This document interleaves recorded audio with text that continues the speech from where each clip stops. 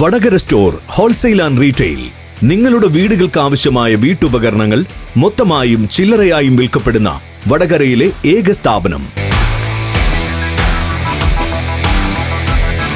Plastic items, പ്രമുഖ കമ്പനികളുടെ home അപ്ലയൻസുകൾ, മറ്റുൽപ്പന്നങ്ങൾ, cleaning items, പണിയായുധങ്ങൾ, steel പാത്രങ്ങൾ, വിവിധ കമ്പനികളുടെ അലൂമിനിയം പാത്രങ്ങൾ, ചെയറുകൾ, കോവണികൾ എന്നിവയുടെ വിവിധ തരത്തിലുള്ള ശേഖരവുമായി Vadakara store.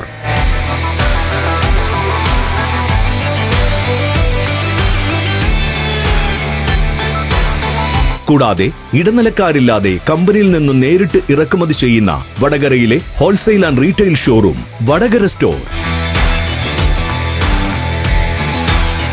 Vadakara store near railway station, Vadakara.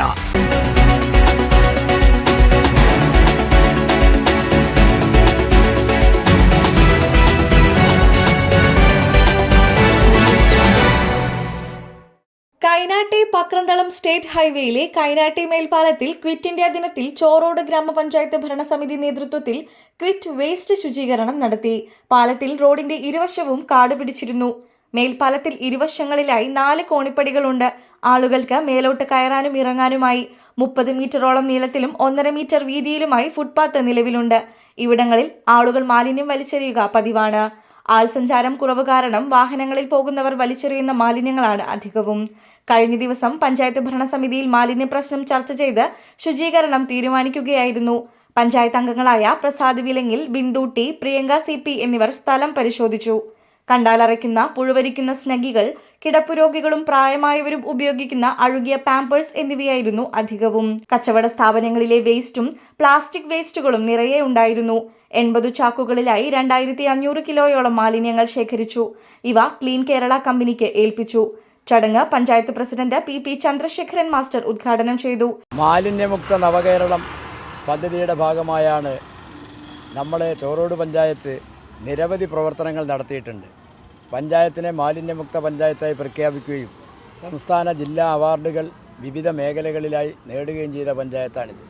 എന്നാൽ ഈ ഓവർബ്രിഡ്ജിൻ്റെ 2 സൈഡിലുമുള്ള ഈ ഫുട്പാത്തിൽ നിറയെ മാലിന്യങ്ങൾ വാഹനയാത്രക്കാർ വലിച്ചെറിയുന്നൊരവസ്ഥ നിലനിൽക്കുമ്പോൾ അത് വൃത്തിയാക്കാൻ പലപ്പോഴും ആരും തയ്യാറാവാത്തൊരവസ്ഥ വന്നു. അങ്ങനെയുള്ളൊരു ഘട്ടത്തിലാണ് പഞ്ചായത്ത് ഭരണസമിതി യോഗം ചേർന്ന് ഭരണസമിതി നേരിട്ട് തന്നെ നേതൃത്വം കൊടുത്തുകൊണ്ട് ബഹുജനങ്ങളെ പങ്കെടുപ്പിച്ചുകൊണ്ട് ഇത് വൃത്തിയാക്കണമെന്ന് തീരുമാനിച്ചത്. നല്ല നിലയിലുള്ള സഹകരണമാണ് ഈ പ്രവർത്തനത്തിന് ജനങ്ങളിൽ നിന്നും പഞ്ചായത്ത് ഭരണസമിതിയുടെ ഭാഗമായി വരുന്ന പഞ്ചായത്ത് ജീവനക്കാരുടെയും അതുപോലെ ഹരിതകർമ്മസേന, തൊഴിലുറപ്പ് സേന തുടങ്ങിയ എല്ലാ വിഭാഗങ്ങളിൽ നിന്നും ലഭിച്ചുകൊണ്ടിരിക്കുന്നത്. നല്ല നിലക്ക് ഇത് വൃത്തിയാക്കുകയും ഇവിടെ CCTV സ്ഥാപിച്ച് തുടർന്ന് ഈ പരസ്യ ബോർഡുകൾ, ഇവിടെ മാലിന്യം വലിച്ചെറിയരുത് എന്നുള്ള പരസ്യ ബോർഡുകൾ സ്ഥാപിച്ചുകൊണ്ട് ജനങ്ങളെ ഈ പ്രശ്നത്തിൽ നിരുത്സാഹപ്പെടുത്തുകയും അതിനപ്പുറത്തേക്ക് പ്രവൃത്തി ചെയ്യുന്ന ആളുകളെ കണ്ടെത്തി ആവശ്യമായ ശിക്ഷാ നടപടികൾ സ്വീകരിക്കാനും ഭരണസമിതി ആലോചിച്ചിട്ടുണ്ട്.